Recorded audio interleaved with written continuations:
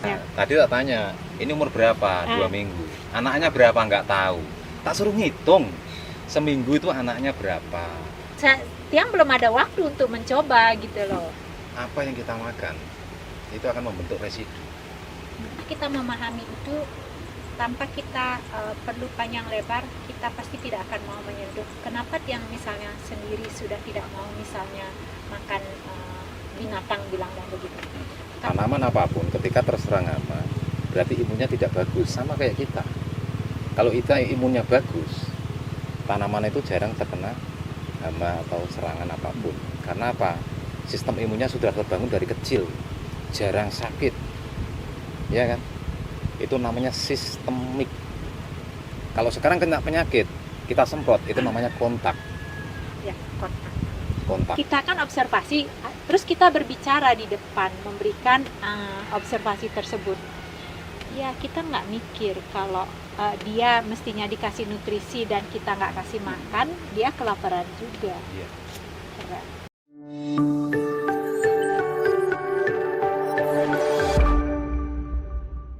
Enggak, Gimana? tadi tak tanya, ini umur berapa? 2 minggu. Anaknya berapa? Nggak tahu. Tak suruh ngitung. Seminggu itu anaknya berapa? 2 minggu anaknya berapa? Maksudnya dia berapa beranak iya, gitu? Anaknya itu berapa? Itu kan kita. Wah, kita Belum nggak sampai pernah gitu. mikir kayak gitu. Loh, Terus, itu kan data kan. oh, Nanti ketika dikasih nutrisi tambahannya, muncul lagi anak berapa? Itu dihitung. jadi pas nanam juga kita harus Loh, hitung. iya, kita tanam Dulu berapa cuma malai? 4 helai, Empat berapa Empat, helai? Ya, 4 malai. 4 malai. Itu kita tanam itu berapa? Sama 2, 3, 4. Berarti 4 sekarang tanam. Umur 1 minggu sudah ada perkembangan atau belum? Hitung dari 4 itu. Wah, Ribet kita ya? sama yang sudah master nih. Terus kita nggak mikir kayak gitu loh. Wow, kita hanya nanam aja, yang penting tanahnya tidak kena kimia gitu aja. Terus Pak Agus, Jadi 1 minggu itu kita lihat perkembangan. Oh, sekarang waktunya kasih nutrisi. Saya tadi juga cerita sama ini. Sama Bu Yuli punya anak.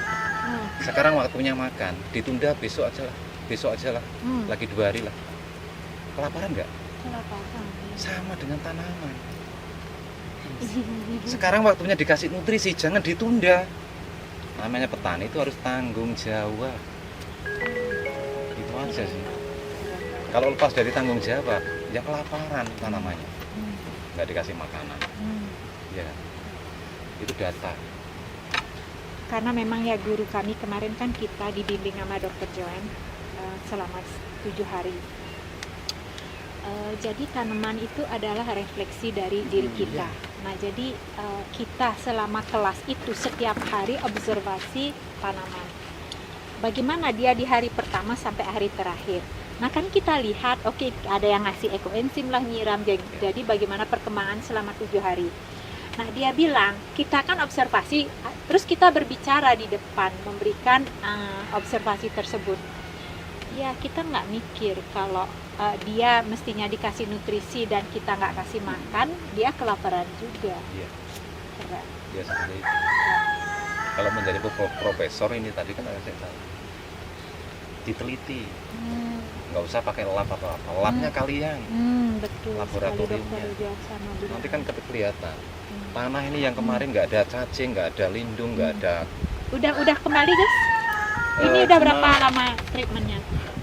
Kalau sekarang musim tanam kedua. Yang kedua dengan cara itu. Ya, dengan cara itu. Karena yang tiang lihat ya di kampung capung itu. Wah, Itu kan. tiba-tiba ada capung. Yang dulunya nggak ada capung. Keren sekali. Berarti kan sistemnya kan mulai ini ya, terbangun. Iya, iya. Sekarang gini udah ada ke sini Bu, BSF yang menghasilkan maggot. Kalau BSF sih gampang kayaknya dia datang. Kalau dia ngebawain sesuatu yang bilanglah seperti kulit buah, dia cepet datang. Tapi capung itu yang untuk tiang keren sekali. Nanti waktu panen, kan mau panen waktu ini yang saya lihat ya di lapangan ya. Karena kan selama dia seperti ini tiang nggak merhatiin. Tapi waktu panen kemarin, karena kebetulan tiang benar-benar ada di tempat, di rumah, itu seperti tiang diikuti nama capungnya. Iya, dan dia tidak sedikit, itu seperti mengelompok mereka kan. kemana dia seperti dia terbang kayak gitu, dia bilang kaget loh, dia lupa Ya videoin. maunya kan Bu Yuli kan maunya kan di situ aja, nggak usah pergi gitu. Oh begitu ya. Iya. Maunya Semoga capeknya begitu. semoga lagi sebentar punya pasif income yang bisa mengcover semua kayak ya. Jadi kita bisa fokus lagi kerja keras untuk buat pasif income nih. Maunya begitu Pak Agus beneran. Yang bisa lihat beneran, dia jauh lebih ngerenceng gitu loh. Memek pun ngerenceng dia ya. Dengar kan apa yang saya sampaikan tadi? Dengar. Ya. Sama. Ngerenceng dia. Apa yang kita makan itu akan membentuk residu. Kalau yang kita makan sehat enggak. Residu-residu itu terkumpul. Bisna umurnya sekarang sama 20. Enak makan gini-gini enak. 10-20 tahun baru merasakan. Iya, karena kami kan sudah berada di state itu dulu. Nah, jadi kita bisa lihat setelah berubah pola makan, setelah juga ngikutin pola makan yang Dr. Joan anjurkan. Nah, jadi kita merasakan sekali perbedaan bahasa Jawanya. Benar-benar itu tidak Bernas. ada, ya nggak ada yang puyung itu. Nah, karena yang kita lihat kenapa dia ada hitam di beras di saat giling, karena dia tercampur di sana di saat penggilingan. Nah, dikasih tahulah sama Bapak penyuluh pertaniannya agar kita punya mesin namanya seed cleaner. Nah, itu yang harus kita bedakan agar dia bisa terpisah. Dan kedua, untuk batu kami udah bisa mengatasi dengan magnet. Karena kita taruh di mesin gilingnya, batunya nempel dia. Mesin sudah ada di modelnya. Mesin sudah ada. Mesin seed Ya. cleaner, Dari Ukraina. Dari Rusia. mesin apanya? Yaitu untuk pemilah Yang gabah baik. yang bernas itu. Oh, Sudah di ada. mana tempatnya? Ya nanti kita inilah. Wah, Kita di tim MSP sudah ada. udah ada. Sudah ada. Bagus kalau ini kita bisa ya. Sebenarnya ya dari Bandung itu cobanya ibunya minta berton-ton beras nanti susu. Kami tidak bisa, saya bilang saya bukan petani. Ya sama aja Bu. Saya tiap bulan 300 ton. Di komunitas saya nggak bisa. Ya itu tadi apa yang terjadi di lapangan. Oh ini ada wereng. Kita sudah memberikan solusi, tapi apa yang dilakukan? Pasti Nggak dari bisa. semprot pes. Makanya kalau kita ngatur petani itu paling susah. Makanya kami sebenarnya sangat senang sekali bertemu di sini. Kalau kita bertemu sama orang yang sudah bermain organik, kan tinggal nambahin ekoenzim aja. Karena yang kami rasakan di beras mentik susu ini, kalau dia ditanam dengan organik tanpa ekoenzim, terasa banget beda nasinya di saat dimasak. Karena ekoenzim mampu menimbulkan rasa itu lebih tajam. Itu bedanya. Sangat kami sudah lihat coba aja di sayur juga nanti ya, di sayur, di seperti ini tanaman yang apapun itu. Apapun sih sebetulnya, juga ternak juga seperti itu. Makanya kalau ayam di rumah Bu, kadang kalau masak teman-teman kan sama nggak usah pakai bumbu gimana, ya nggak enak. Saya berpikir gini, seumpama dikasih bumbu di masa hidupnya seperti apa, saya coba, saya lakukan itu. Jadi namanya bumbu genap, itu saya aduk dengan dedak bekatul itu kan, saya campur dengan jagungnya. Begitu ayam sudah besar, potong, nggak usah dikasih bumbu, enak. Beneran Loh, itu kan pasti terjadi. Iya. Saya mikirnya, masak sih ribet sekali mau masak. Semua kita pakai bawang merah, bawang putih gimana? Nggak bisa katanya, nggak enak. Ya saya lakukan itu. Coba ayam dari kecil saya kasih makanan dengan bumbu. Seperti Dengan yang kita makan. Iya, seperti yang kita makan. Seumpama kita masak sambal atau apalah, kita kan pakai bumbu genep lah. Ya itu yang saya kasih. Ternyata ayam itu tanpa dikasih bumbu pun enak. Jadi timbul rasanya ya. Timbul rasanya di situ. Iya. Nah, ekoenzim itu seperti itu pengaruhnya sama tanaman. Karena di Cina sendiri, Dr. Joan kan kemarin datang waktu kelas yang ada di Suli itu, beliau cerita karena beliau kan nggak bisa bahasa Inggris, jadi ada teman yang translate. Nah, jadi dia menanam tomat tomat sama cabai. Cabainya malah sampai umur berapa tahun gitu nggak pernah dia menanam cabai, karena di pruning nanti tumbuh lagi, di ya. pruning tumbuh lagi. Ya. Jadi seperti itu sampai berapa tahun? Berapa tahun ya? 3 7 tahunan, tahun. 3 7 tahun, sampai. ya. Nah jadi tomatnya dia, orang yang mau makan itu kan ada ini customer nih, dia buatin tempat edukasinya 600 meter persegi untuk yang tomatnya ini. Semua orang kaget karena rasanya itu manis banget. Ya. Itu perbedaan yang kita lihat. Mestinya memang buah-buahan juga mestinya manis, Bisa seperti itu. tapi saat ini buah-buahan kita paksa dia tumbuh sesuai dengan keinginan kita. Yang tidak musimnya dia kita kusuk, harus ada. Nah itu dah yang menyebabkan juga dia nggak ada rasanya. Jadi kita sebenarnya against the nature, menentang alam. Tubuh kita pun akhirnya menentang alam. Seperti itu, Bukan sakit. menentang alam sih Bu. Kalau bahasa saya kan Ya. membentuk imun dari awal. Yang tadi saya sampaikan, tanaman apapun ketika terserang hama berarti imunnya tidak bagus, sama kayak kita. Kalau kita imunnya bagus, tanaman itu jarang terkena hama atau serangan apapun. Karena apa? Sistem imunnya sudah terbangun dari kecil, jarang sakit, ya kan? Itu namanya sistemik. Kalau sekarang kena penyakit, kita semprot, itu namanya kontak. Ya, Kontak.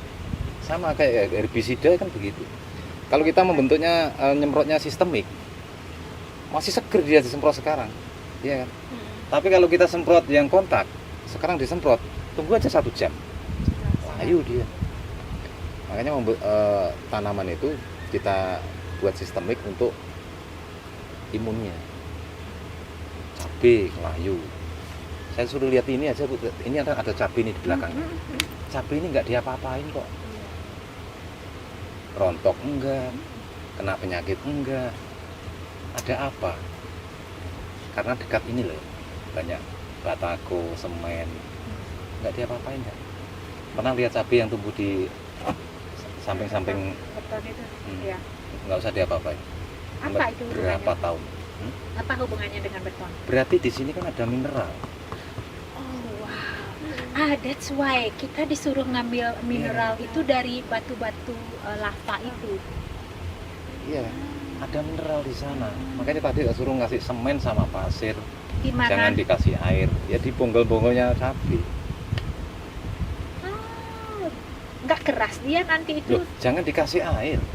Oh, Biarin aja, mengeras sendiri nggak apa-apa. Kalau mengeras sendiri berarti dia gampang pecah kan gitu. iya. Kalau sengaja kita kasih air, dia mengeras. Iya, betul. Wah, that's a very good idea, guys. Itu makanya Karena kan kemarin dikasih tahu sama temen, coba ambil pasir dari orang yang buat pelinggih yang dari Batako. batu lava itu. Ya. Kan dia pasirnya banyak itu seperti debu, jadi lama-lama jadi Oh. pasir kan. Itu disuruh ngambil sama temen, cobain aja, dia bilang itu. Tiang belum ada waktu untuk mencoba gitu loh. Tapi salut sama Agus ya, masih muda sudah memutuskan ingin melakukan hal ini. ya memang harus begitu. Karena di masa depan ini pertanian itu ditinggalkan. Tapi pertanianlah yang akan sebenarnya, kenapa Tiang sampai turun tangan gini ya, bilang dah karena kita udah melihat nih penyakit ini gimana ke orang-orang saat ini. Iya. Dan terutama Tiang yang berada di tim Niki melakukan kelas detox itu kan 200 orang itu yang ikut, itu paling 10-20 orang yang sehat, selebihnya orang sakit yang kita ajak berpola makan. Nah setelah mereka berubah pola makan, kebayang nggak sih berapa orang itu yang mengerti sekarang cara makan yang benar, cara makan makanan yang sehat. Itulah yang kita hadapi. Artinya kan dia perlu makanan yang sehat. Komunitas kita besar banget dan orang-orang sudah tahu sekarang makan yang sehat itu. Nah sekarang masalahnya di bawah ini bukan masalah sih, makanya saya nggak berhenti loh Pak Agus. Kemanapun aku pergi pasti ini yang aku sebarin gitu loh. Karena semakin banyak orang yang tanahnya udah sehat, ini penyumbang udara yang sangat segar banget kan. Ya. Pasti. Nah artinya karena bumi ini coba aja kita liatin ini bayangin aja, ini kan ruang angkasa, ini kita berdiri, ini ada di lingkungan kita, otomatis kita sehat gitu, bumi kita tambah hijau gitu loh. Nah jadi kalau kita terus aja ini dia, kalau Pak Camat dia vulgar banget ngomongnya. Pak tahu nggak Pak Camat? Kalian itu yang kalian konsumsi narkoba, dia bilang gitu. Ya itu petani yang dengan pestisida itu narkoba, dia bilang. Sebenarnya saya tahu dengan baik, tapi kan ngomong itu di pemerintahan kan nggak. Ya, Kita orang bilang dah bukan orang pemerintahan, nggak ya menghindari hal itu. Ya. Tapi beliau yang ngomong, kalian Di MSP 13A itu saya kawin silangkan dengan MSP 65, umur 65 hari. bisa disilangkan kemana? Keren banget. Terus aku nggak mau tahu dah, aku hanya mau tahu hasilnya. Nggak apa-apa mau tahu, saya kasih tahu. Tapi gimana caranya nyilangin deh, kayak ngawinin vanili begitu? Nggak harus. Kita silangkan di lapangan langsung bisa. Sama langsung di sawah bisa. Nah, dari MSP 13-nya itu saya ambil betina. Padi itu ada betina, ada pejantan. Dari 65-nya saya ambil pejantannya. Itu saya tanam dari beberapa polybag itu paling setengah arel lah. Nah, disitulah terjadi persilangan. Secara alami. Adanya angin itu tadi kan. Karena serbuk sarinya kan pasti, kalau kenapa saya tanam di halaman rumah? Karena ekosistemnya itu sangat-sangat terjaga. Kalau malam kunang-kunang, terus kalau siang gini banyak kupu-kupu, nyawan, tabuan, itu kan banyak. Nah itu kan singgah-singgah di sana. Nah, itu akan menjadi. Kita mungkin harus ke tempat bagus. Itu kan akan persilangan dengan sendirinya, dengan alaminya. Nah dari situlah saya berpikir begini. Dari padi umur 110, 115, yang 13 itu, bagaimana bisa umurnya sampai 70? Nggak usah panjang-panjang waktunya. Kalau bisa singkat-singkat. Nah ini ternyata ini baru pertama, kedua sekarang. Setelah saya pelajari umurnya cuma 70 hari. 70 hari sudah panen. Ya. 75 lah. 2 bulan aja. Kalau bisa kan 1 bulan panen. Kalau bisa sekarang tanam, besok panen. Waduh. Ya. Kenapa tidak kalau bisa menemukan hal seperti itu? Yang agar nggak tercampur nantinya, yang biar pure nanti susu. Tapi begitu mereka bilang kalau kita udah tanam lagi nanti pasti dia akan tercampur karena ada bekas yang dari awalnya. Jadi kalau kita hanya menanam nanti susu aja, misalnya di sawah ini ada kemungkinan besar dia lebih banyak nanti nanti susu. Ya. Begitu cara. Jadi untuk mempertahankan benih, jadi seperti itu. Ketika kita tanam mentik susu, kita tanam mentik susunya, seumpama benih itu tidak berubah, ya kan? Kanan kiri sama enggak? Iya, enggak. Antara ini yang di seberang sama ini sama enggak benihnya? Kan enggak sama. Nah, supaya kita mempertahankan benih itu tetap terjaga, kita ambil di tengah-tengah. Jadi seumpama kotak, kita ambil di tengah. Di tengah itu selalu yang disukai tikus, yang disukai burung, yang paling kurus. Itu ambil. Nggak usah berpikir ini harus dapat 10 kilo, enggak. Beberapa malai aja. Itu kita kembangkan, kita murnikan lagi. Tapi dengan syarat harus terisolasi. Itu untuk mempertahankan benih. Yang kita lakukan seperti itu, Bu. Makanya MSP, saya dari 2013 sampai sekarang nggak pernah ganti bibit, nggak pernah ganti benih.